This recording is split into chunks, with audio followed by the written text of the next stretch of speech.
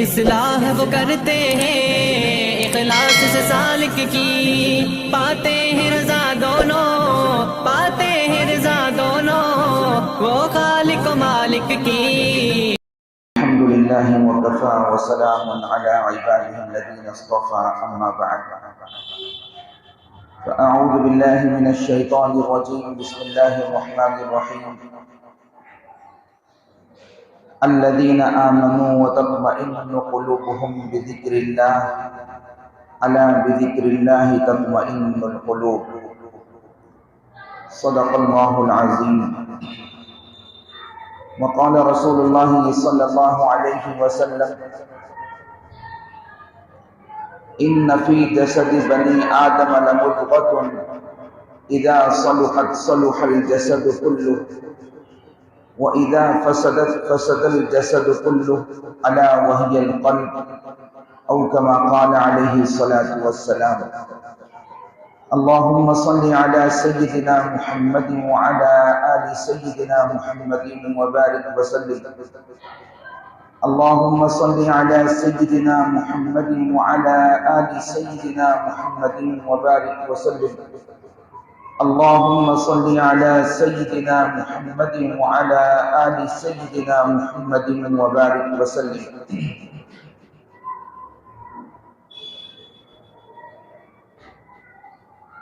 آج دنیا میں ہر انسان سکون کی تلاش میں ہے. ہر انسان کی کوشش یہ ہے کہ مجھے سکون مل جائے، اور سکون کو حاصل کرنے کے لیے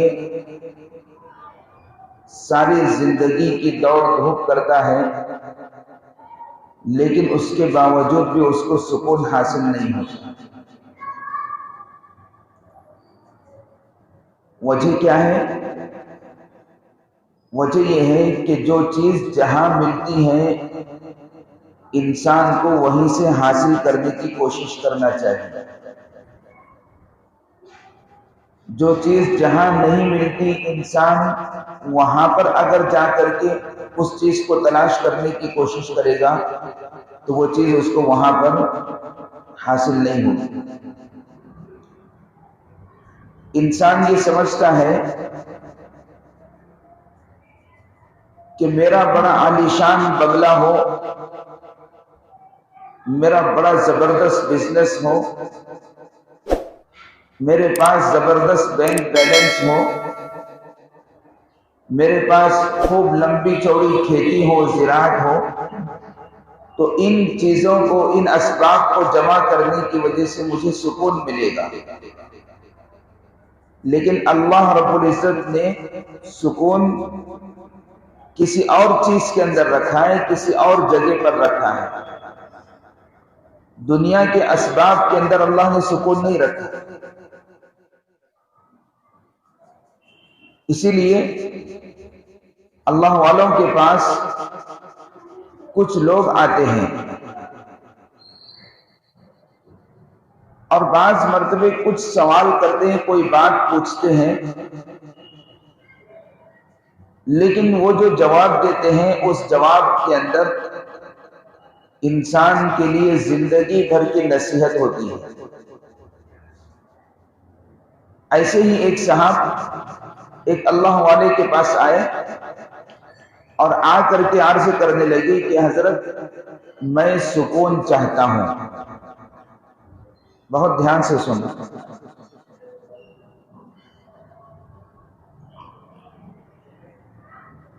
میں کیا چاہتا ہوں؟ ارے بھائی بولو نا. سکون چاہتا ہوں. آواز آ رہی نا آپ کو؟ جی. تو صرف بیٹھنا نہیں ہے، سوال کا جواب بھی دینا ہے. تو وہ آ کر کے کہنے لگا کہ حضرت میں سکون چاہتا ہوں.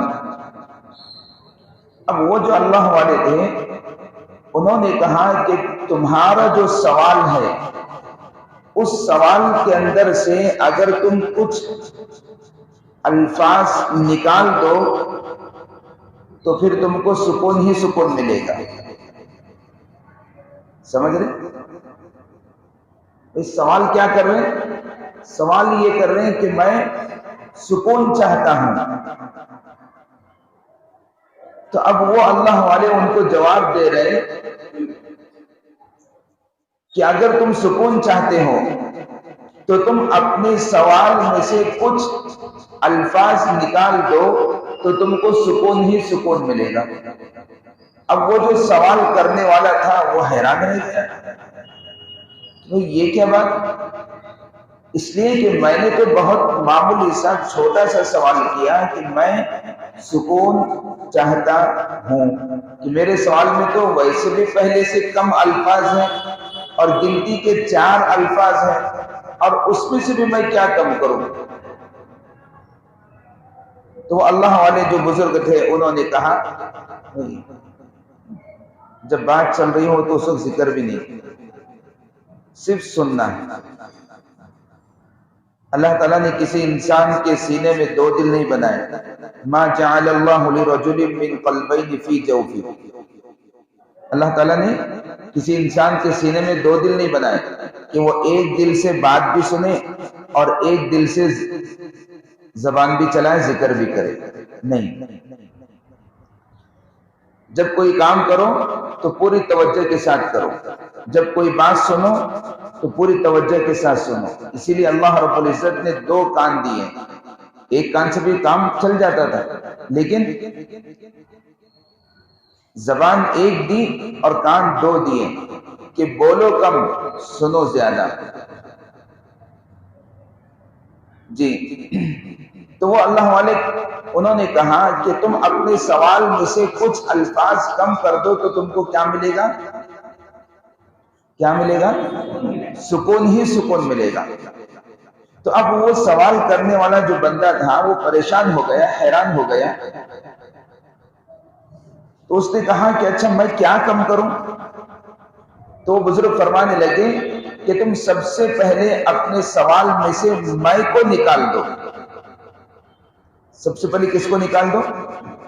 میں کو نکال دو. یہ تمام برائیوں کی جڑ ہے، تمام خرابیوں کی جڑ ہے. ہر کام کے اندر جب انسان یہ سمجھتا ہے کہ میں ایسا کر رہا ہوں، میں ایسا کرنے والا ہوں، میں یہ کر سکوں گا، تو یاد رکھیں کہ وہ خدائی کا دعویٰ کرتا ہے. وہ کیا کرتا ہے؟ خدائی کا دعویٰ کرتا ہے. اور پھر اس کے بعد فرمایا کہ تم اپنے سوال میں سے چاہتا ہوں یہ نکال دو. ایک تو میں نکال دو. ساری بڑائی، سارا تکبر کس کی وجہ سے ہوتا ہے؟ میں کی وجہ سے ہوتا ہے. اور یہی میں فرعون کو جو ہے ایسے تکبر کے اندر ڈال دیا کہ وہ خدائی کا دعویٰ کرنے لگا، انا ربکم الاعلی، کہ میں تمہارا سب سے بڑا رب ہوں، پالنے والا ہوں. تو تم اپنے سوال میں سے میں کو نکال دو، اور دوسرا کس کو نکالو؟ چاہتا ہوں اس کو نکال دو.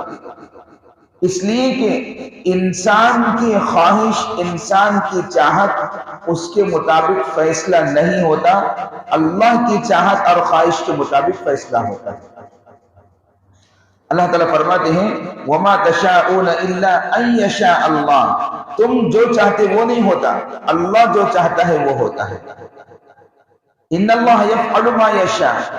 بے شک اللہ تعالیٰ جو چاہتے ہیں وہ کرتے ہیں. فعال لما یرید. اللہ تعالیٰ جو چاہتے ہیں کرتے ہیں، اس کو کوئی روکنے والا ہے.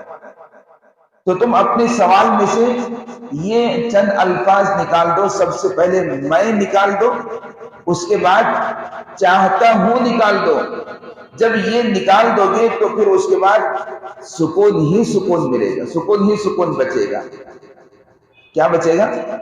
سکون ہی سکون بچے گا. نہیں سمجھے کہ بھئی میں سکون چاہتا ہوں. جب میں نکل گیا اور چاہتا ہوں نکل گیا تو اب کیا بچا؟ جو بچا وہ سکون ہی سکون، جو بچا وہ سکون ہی سکون. تو انسان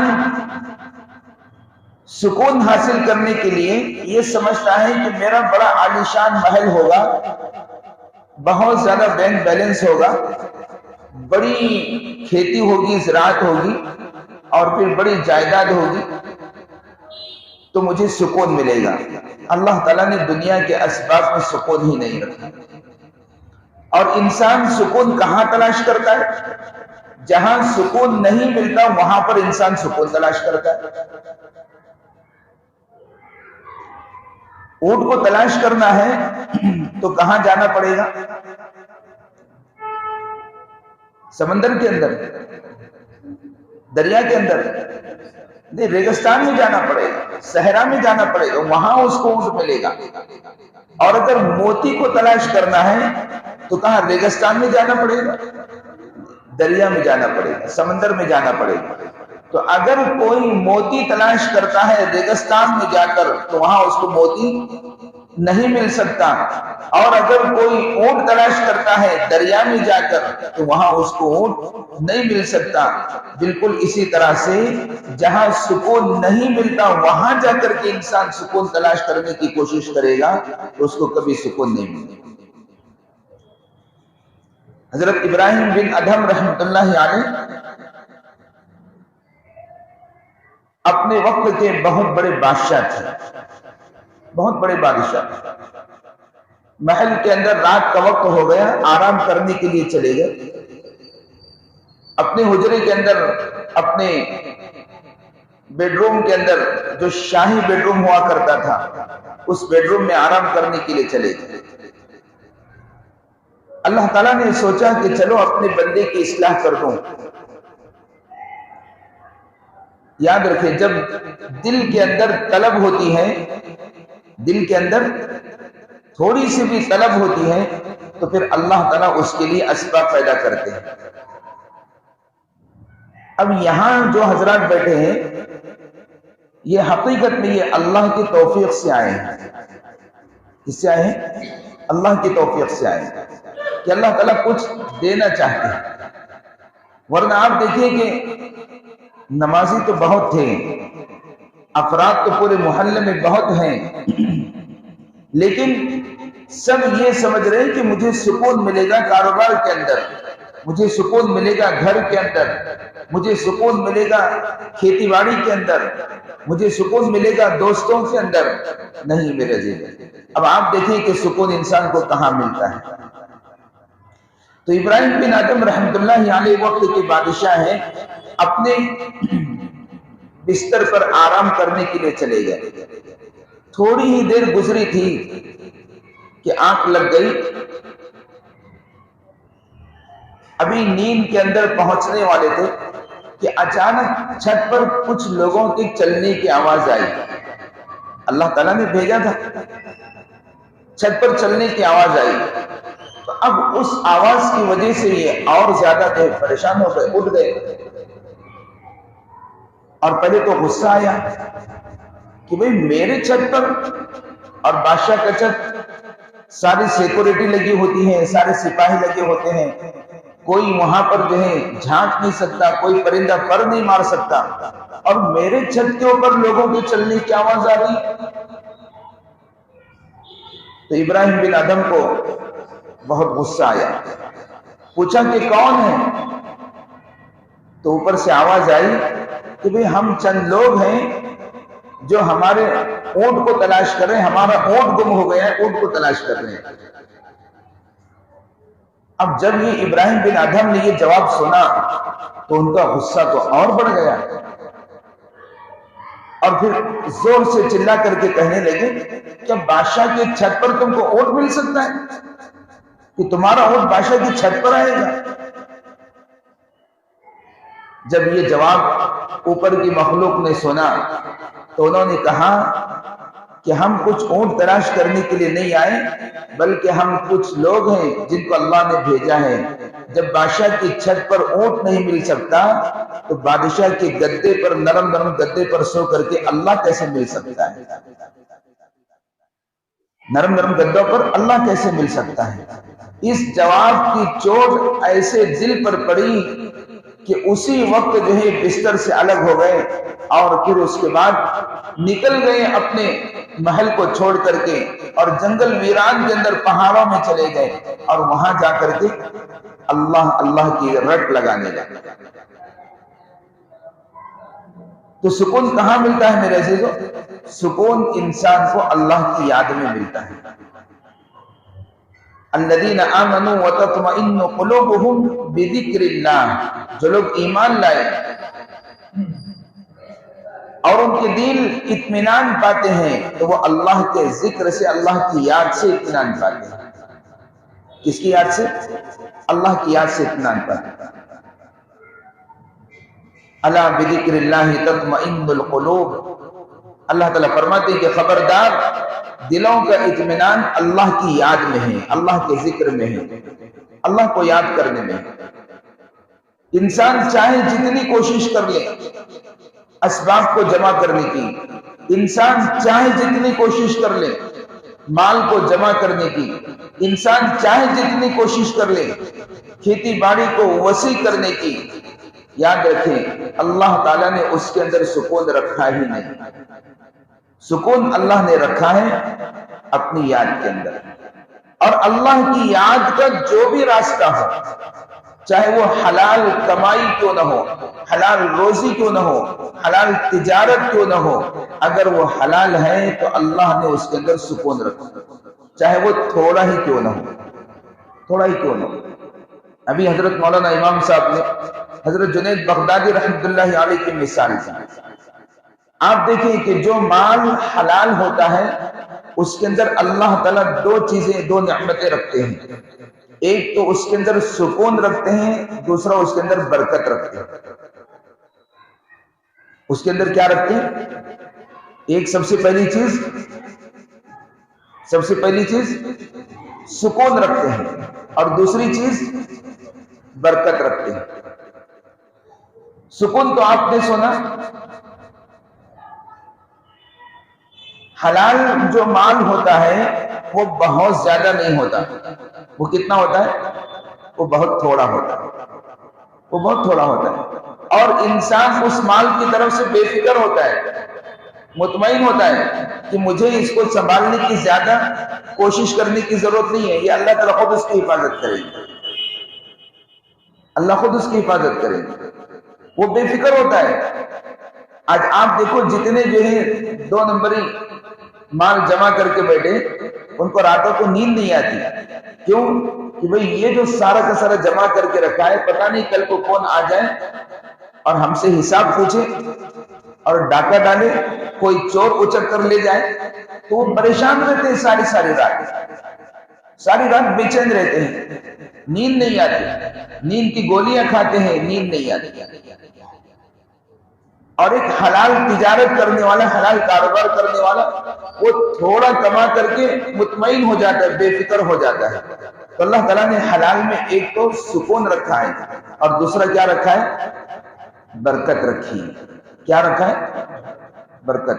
ادھر توجہ دیں، آگے ہو جائیں، تھوڑا سا آگے ہو جائیں. ہاں، تو اب سکون کا مطلب یہ نہیں کہ یہیں پر ہم بستر بچھا کر کے سونے لگ جائیں. سکون کا مطلب اللہ کی یاد میں ضرور سکون ہوتا ہے، لیکن ایسا سکون نہیں کہ ہماری مجلس ادھوری رہ جائے. ہاں، تو اللہ تعالیٰ نے حلال کے اندر 2 نعمتیں رکھی ہیں. نمبر ایک بھول گئے، نمبر 1 سکون، بولو، اور نمبر 2 برکت رکھی. اب برکت کیسے ہوتی ہے حلال کے اندر؟ اس کی ایک مثال آپ کو بتاتا ہوں. ابھی حضرت مولانا نے حضرت شیخ جنید بغدادی رحمۃ اللہ علیہ کا نام لیا تو مجھے واقعہ یاد آیا. حضرت شیخ جنید بغدادی رحمۃ اللہ علیہ کا ایک مرید تھا، تو وہ حضرت سے ملنے کے لیے آیا اور سلام کلام کیا اور جاتے جاتے کہنے لگا کہ حضرت میں حج کے لیے جا رہا ہوں، آپ دعا کر دیجیے. کہاں جا رہا ہوں؟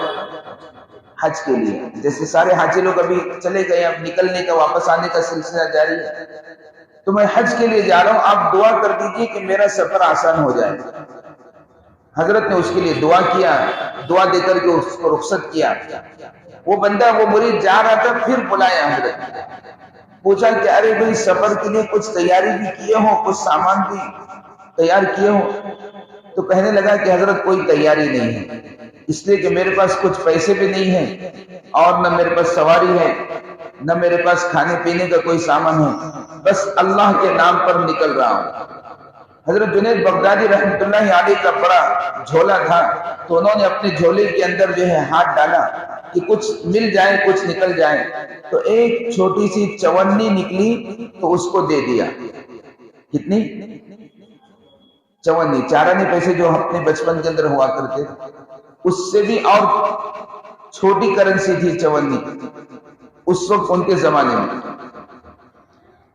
جب لوگ پیدل حج کے لیے جایا کرتے تھے، گھوڑے پر اونٹوں پر جایا کرتے تھے، تو ایک چونی نکلی، وہ چونی اس کو دے دی اور کہا کہ جہاں ضرورت پڑ جائے وہیں خرچ کرنا۔ کیا کہا؟ جہاں ضرورت پڑ جائے وہیں پر خرچ کرنا، اور جہاں ضرورت نہ پڑے تو وہاں خرچ ہرگز نہ کرنا۔ چنانچہ اس مرید نے وہ چونی لے لیا اور اپنے جیب کے اندر سنبھال کر کے رکھا، اور جہاں سے بغداد میں جہاں سے حج کے قافلے روانہ ہوتے تھے وہاں چلا گیا۔ تو لوگوں نے دیکھا کہ یہ بھی حج کے لیے چلنے کے لیے تیار ہے، تو انہوں نے جو ہے اپنے قافلے کے اندر اس بندے کو بھی شامل کر لیا۔ عجیب اتفاق کہ کچھ دور ابھی بستی سے چلے ہی تھے کہ اس حاجیوں کے جو قافلہ تھا، اس قافلے میں سے ایک حاجی صاحب کا انتقال ہو گیا، جو اونٹ کے اوپر سوار تھے، اور ان کا انتقال ہو گیا، وہ اللہ کو پیارے ہو گئے۔ سارے قافلے والوں نے ان کے کفن دفن کا انتظام کیا، ان کی جنازے کی نماز سے، تجہیز و تکفین سے فارغ ہو گئے۔ اس کے بعد جب واپس دوبارہ اپنے سفر کے لیے نکلنے کا ارادہ کیا تو دیکھا کہ ان کا اونٹ خالی تھا۔ تو اب یہ جو حضرت جنید بغدادی رحمۃ اللہ علیہ کا مرید تھا، اس سے کہا کہ بھئی یہ سواری خالی ہے، تم اس سواری پر سوار ہو جاؤ۔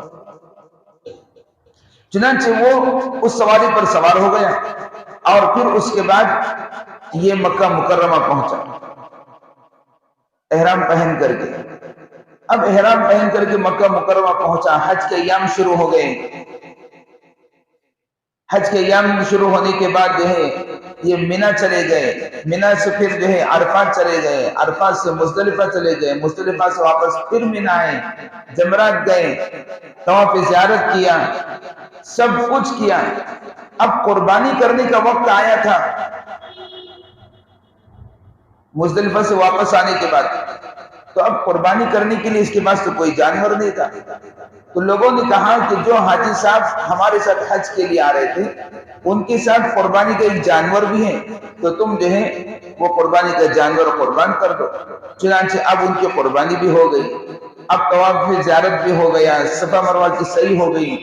اب واپس یہ جو ہے اپنے قافلے کے ساتھ مدینہ منورہ چلے گئے۔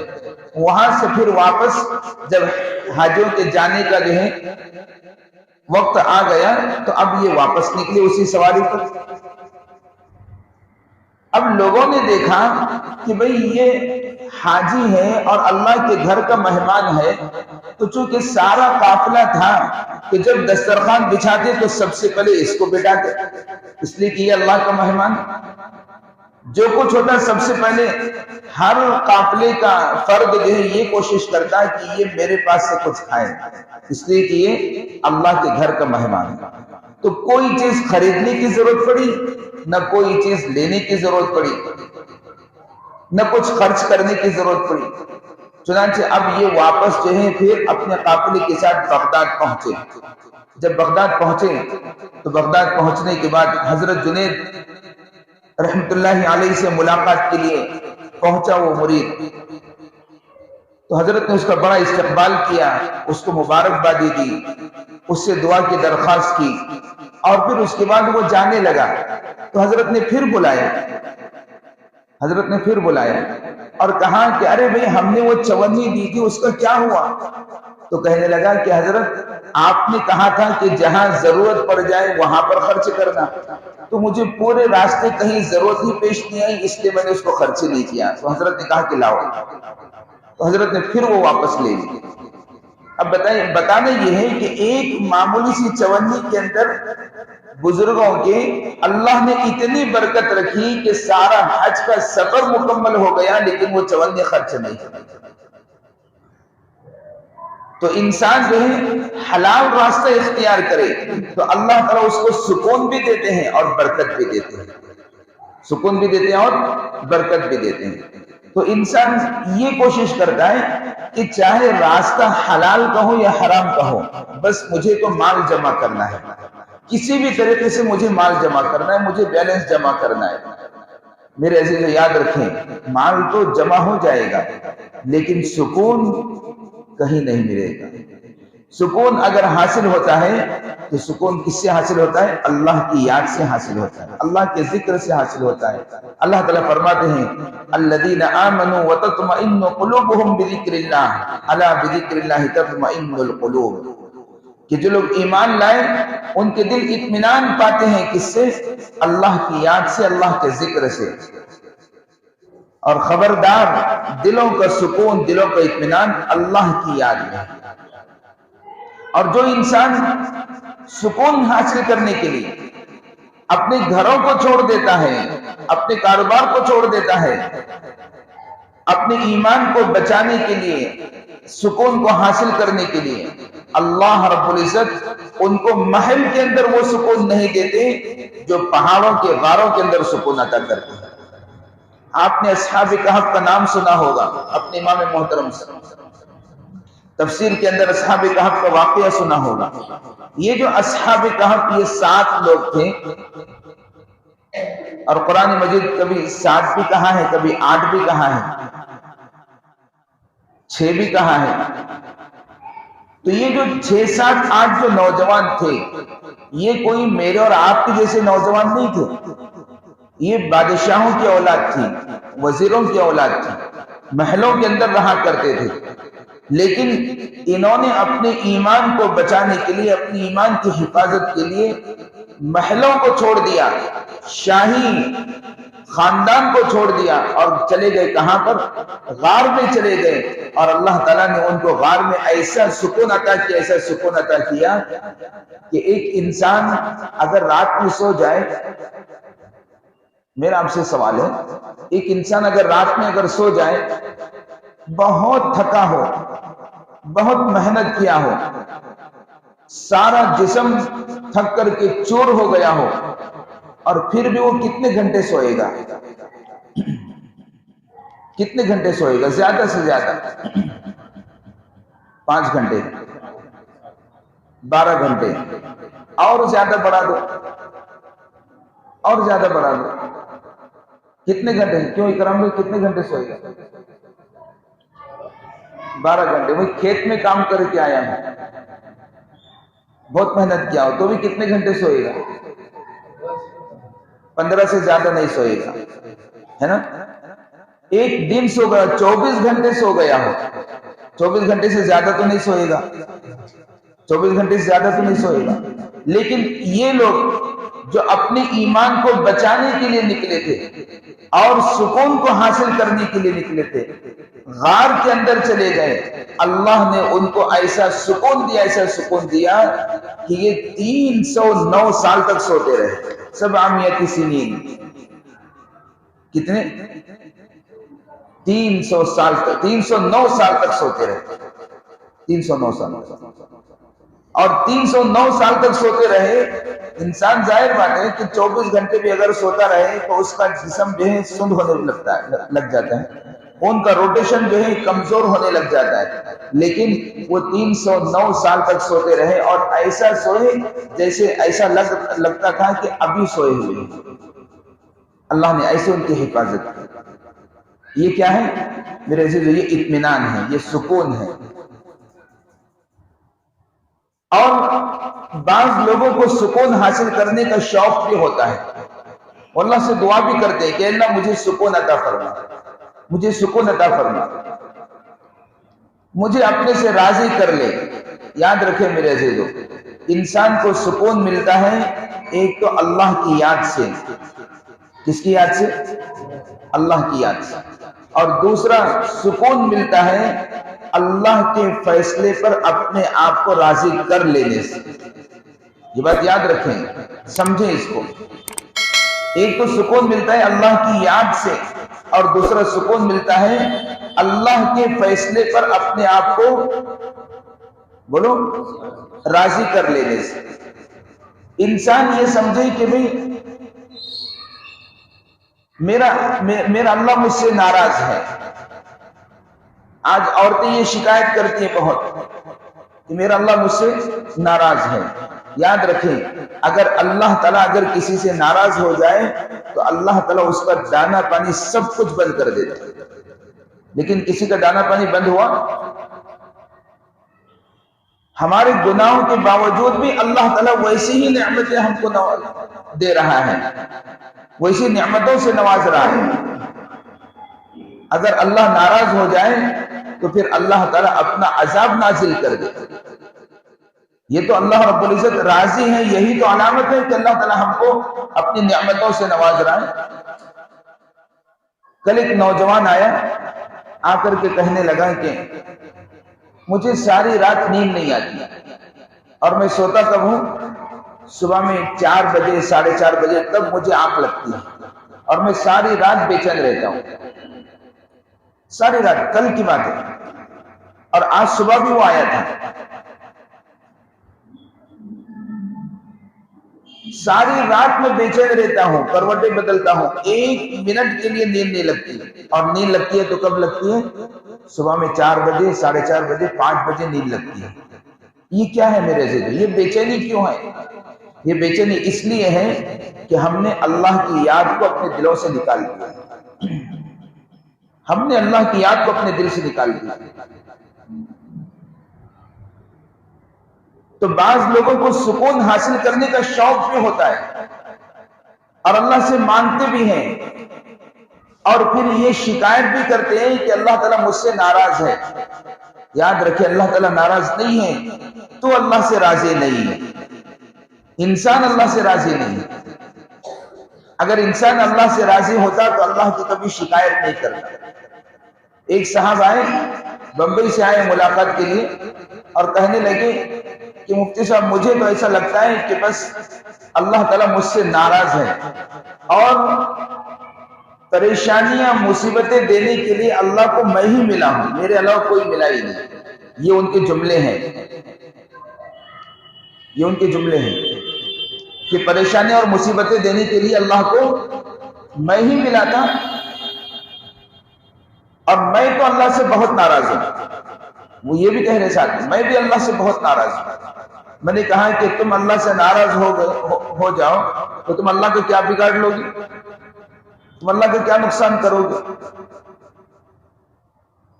اور یہ جو مصیبتیں پریشانی آ رہی ہے یہ تمہاری وجہ سے ہے، یہ تمہاری ہی کرتوت کی وجہ سے۔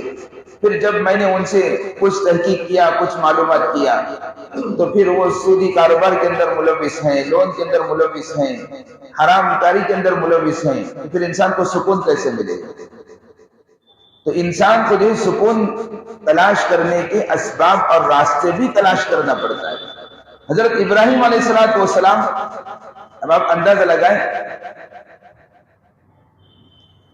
کہ ابراہیم علیہ السلام اللہ تعالیٰ سے پوچھ رہے ہیں، ربی ارینی کیف تحیی الموتیٰ، کہ اے میرے پروردگار مجھے یہ دکھا دیجئے، مجھے یہ بتا دیجئے کہ آپ مردوں کو کیسے زندہ کرتے ہیں، کیسے زندہ کرتے ہیں؟ اللہ تعالیٰ نے کیا پوچھا؟ قال اولم تؤمن، کہ ابراہیم کیا تم کو یقین نہیں ہے؟ کیا تم کو یقین نہیں ہے؟ اب یہاں بہت سنبھل کر کے بولنا پڑتا ہے، بہت سنبھل کر کے ترجمہ کرنا پڑتا ہے۔ اب مجھے یہ بتائیے، کیا وقت کے جلیل القدر پیغمبر سے زیادہ کسی کو اللہ کی ذات پر یقین ہو سکتا ہے؟ وقت کے نبی سے زیادہ کسی کو یقین ہو سکتا ہے؟ اور حضرت ابراہیم علیہ السلام کو وہ جلیل القدر پیغمبر ہیں کہ جن کو اللہ نے اپنا دوست بنایا، لیکن ابراہیم علیہ السلام کیا کہہ رہے کہ مجھے دکھا دیجئے کیف تحیی الموتیٰ، کہ آپ مردوں کو کیسے زندہ کرتے ہیں۔ کہ بھئی انسان دیکھنے کی خواہش کب کرتا ہے؟ جب بات پر یقین نہ ہو تو انسان دیکھنے کی خواہش کرتا ہے. لیکن یہاں تو ابراہیم علیہ السلام جیسا جلیل القدر پیغمبر ہے کہ جن کو اللہ کی ذات پر سب سے زیادہ یقین تھا، لیکن پھر بھی کیا کہہ رہے ہیں کہ پروردگار یقین تو بہت ہے، ولیکن لیطمئن قلبی، اطمینان کی کمی تھی. کس کی کمی تھی؟ اطمینان کی کمی تھی. تو فرمانے لگے لیطمئن قلبی، میں دیکھنا چاہتا ہوں اس لیے کہ میرا دل اور زیادہ مطمئن ہو جائے آپ کی ذات پر، میرا دل اور زیادہ مطمئن ہو جائے. میں سکون میں ہوں، میں اطمینان میں ہوں، لیکن میں آپ کی قدرت کو دیکھ کر کے اور زیادہ اپنے آپ کو مطمئن کرنا چاہتا ہوں، اور زیادہ مطمئن ہونا چاہتا ہوں. تو جب انسان کا دل بنا ہوتا ہے، انسان کا دل سنور جاتا ہے، انسان جو ہے سکون کو حاصل کرنے کی محنت کرتا ہے، تو اب اس کو سکون حاصل کرنے کا شوق پڑتا ہے. سمجھ رہے میرے سے؟ جب مال کی لذت انسان کو لگ جاتی ہے تو پھر انسان کوشش کس بات کی کرتا ہے کہ بھئی میرا مال بڑھ جائے. کوشش کرتا ہے کہ نہیں کرتا؟ کیوں کر رہا ہے بھئی؟ انسان کو کھانے کی لذت اگر معلوم ہو جائے تو اب وہ کوشش اس بات کی کرتا ہے کہ مجھے اور اچھے سے اچھا کھانا کہاں ملے. کیوں؟ اس لیے کہ کھانے کی لذت اس کو معلوم ہو گئی. ایسے ہی جن اللہ کے نیک بندوں کو سکون کی لذت مل جاتی ہے تو اب وہ سکون حاصل کرنے کے اور اسباب تلاش کرتے ہیں اور راستے تلاش کرتے ہیں. تو یاد رکھیں میرے عزیز، سکون انسان کو ملتا ہے اللہ کو یاد کرنے سے. کس سے ملتا ہے؟ اللہ کو یاد کرنے سے ملتا ہے. اور جتنا انسان اللہ کو یاد کرے گا اتنا ہی اللہ تعالیٰ اس کو سکون عطا کریں گے، اور جتنا وہ اللہ سے دور ہو جائے گا وہ اتنا ہی زیادہ بے چین اور پریشان رہے گا. تو یہ جو مجلس لگائی جاتی ہے یہ صرف اس لیے لگائی جاتی ہے کہ ہم اپنے دل کے اندر جو ہے سکون کیسے پیدا کریں. آج ہر انسان بے چین ہے، ہر انسان پریشان ہے، کسی نہ کسی مشکل کے اندر ڈوبا ہوا ہے، کسی نہ کسی مصیبت میں پھنسا ہوا ہے. گھر کی پریشانی الگ ہے، باہر کی پریشانی الگ ہے، دوستوں کے ساتھ میں پریشانی الگ ہے، صحت اور تندرستی کی پریشانی الگ ہے، بیماری کی پریشانی الگ ہے. تو انسان یہ چاہتا ہے کہ مجھے سکون مل جائے. تو سکون کہاں ملے گا اس کو؟ اللہ کی یاد میں ملے گا. تو اس لیے تھوڑی دیر یہ ذکر کرایا جاتا ہے تاکہ اس کو سیکھ کر کے ہم روزانہ اس کو اپنی زندگی کے اندر لائیں، اپنی زندگی کے اندر جو ہے روزانہ اس کو تھوڑی دیر کرنے کی عادت ڈالیں. میرے عزیزو، ہم کو دنیا کے سارے کام کرنے کے لیے 24 گھنٹے کا وقت ہے، لیکن اپنے دل کو سکون پہنچانے کے لیے ہمارے پاس تھوڑا سا بھی وقت نہیں ہے. کتنے افسوس کی بات ہے. ذرا اللہ کی ذات پر تو غور کرو کہ اللہ تعالیٰ نے انسان کو جنت میں داخل کرنے کے لیے انسان کو جنت سے پہلے اپنے دشمن سے خالی کرا دیا. انسان کو جنت میں داخل کرنے سے پہلے اللہ تعالیٰ نے اپنے دشمن کو جنت سے خالی کرا دیا.